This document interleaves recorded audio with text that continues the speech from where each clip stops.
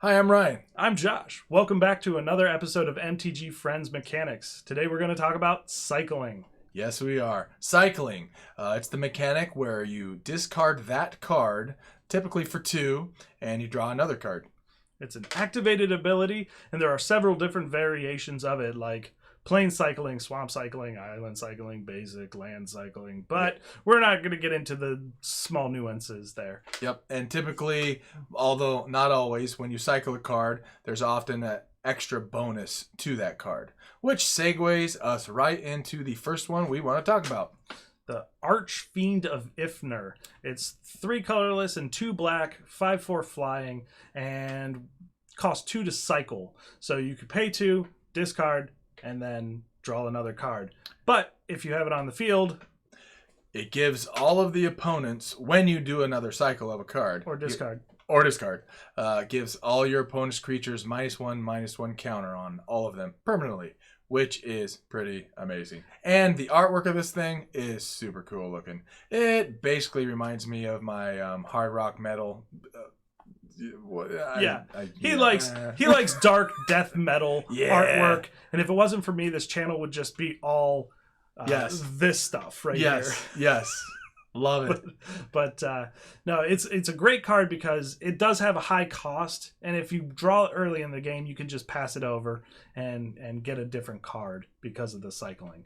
But if you later in the game have it out and you've got lots of cycling or discard, you are just killing their entire field. Yes, which is always a good feeling for you, not so much for them. Right. All right, which brings us to the next card we want to talk about is Decree of Silence. It's 6 generic and 2 blue, and it's an enchantment, and when it's on the field, when an opponent casts a spell, counter that spell and put a depletion counter on Decree of Silence. When Decree of Silence has 3 counters, sacrifice it. But it also cycles for 4 generic and 2 blue, and when you cycle it, you get to counter target spell. So you use it right then if you really need it to happen and you don't have enough mana to play it, or you play it and they just have to keep playing spells to make it go away. But it sounds complicated, but it actually isn't. Yep.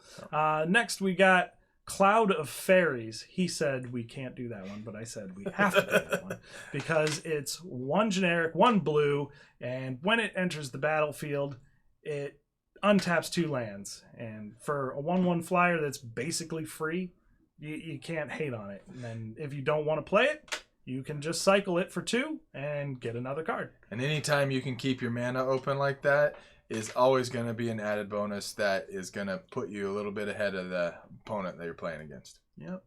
And next we have not exactly one card, we have a group of cards. It's the Allied Color Cycle Lands. So they are, the Allied colors: green, white, blue, black, red, green, black, red. And they enter tapped, or you can cycle them for 2. And if you don't need the mana later in the game, you can just cycle them and get another card. And dual lands, we are always fond of dual lands, even if they come in tapped, especially if they have some extra mechanic like cycling. In the new sets, we got the triomes. These are just great cards. And, with that cycling mechanic, let's say you have plenty of lands, you need to just start fetching other things. That's how you can start going through your deck. Yep. Thin it out a little bit and keep it moving. Yes, indeed. Next, we've got Complicate for 2 generic and 1 blue. What's it do? It counters unless your opponent pays 3. But then the cycling ability, let's say they're tapped out or they have a few left and they cast something and they're tapped out, you can play the cycling ability for it and make them pay 1 additional, or else you counter that spell. So it is a 2-for-1. Yeah. It's 2-for. Yep. For the same 2 generic and 1 blue, you can. So yeah, if they're tapped out, you can get another card and counter their spell, which is excelente, fantastic, and which is what blue loves to do. Yep. And then the next set we've got. It's another group, not an exact list, but the Godzilla cards. Yep, which is a recent set, Ikoria. You've got the Godzilla Primeval Champion that is the green Godzilla for 7 colorless green, an 11/11 Stompy with the cycling mechanic, which is cool because when you cycle that card, you give one of your creatures on the board trample. Now the black version is the Death Corona Space Godzilla, which is how I will always know it, even though they've changed the name. That cycles for 3, and that gives a Death Touch counter on one of your creatures. Great card. And these are permanent effects. They're not till end of turn. Yeah, and that's an 8/8 Death Toucher. And that costs you 6 colorless with 2 black. Death Toucher. Death Toucher. That sounds like a metal song that I should write. And then you have the red version, which is Godzilla Doom Inevitable. Now this has a really interesting cycling effect where you cycle it, and then instead of it going into the graveyard, it goes back into your library. If you cycle it 4 times in the game, then it comes out with haste and trample. It's an 8/8. Yeah. So basically, the 4th time you cycle it, it just goes to the battlefield. Yeah, it's a free card at that point. So I've done this in a couple of my red-green decks that I was climbing the ladder with, where you cycle this thing enough times, it gets stalled out the game, and they're kind of building the wall, you're building the wall, and suddenly, boom, Godzilla going at you.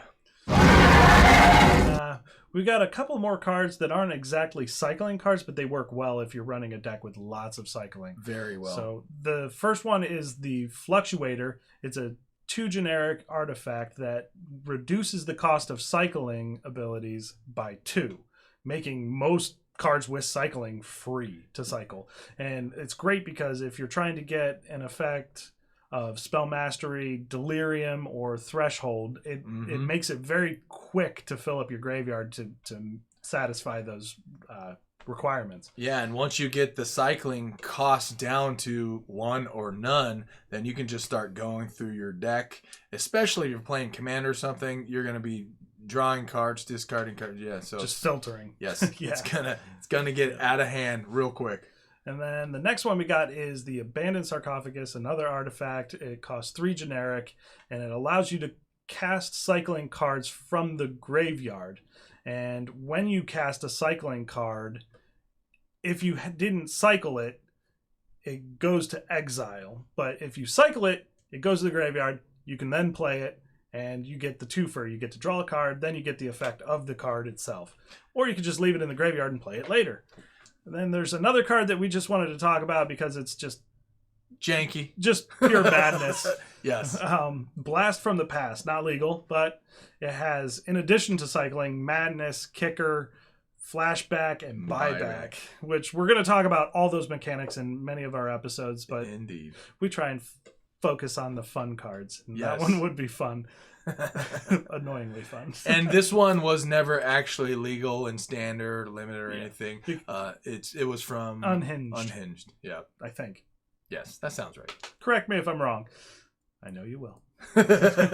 Yeah, put it down in the comments. Well, speaking of which, please subscribe to our channel. This is pretty much the end of the cards we want to talk about with cycling.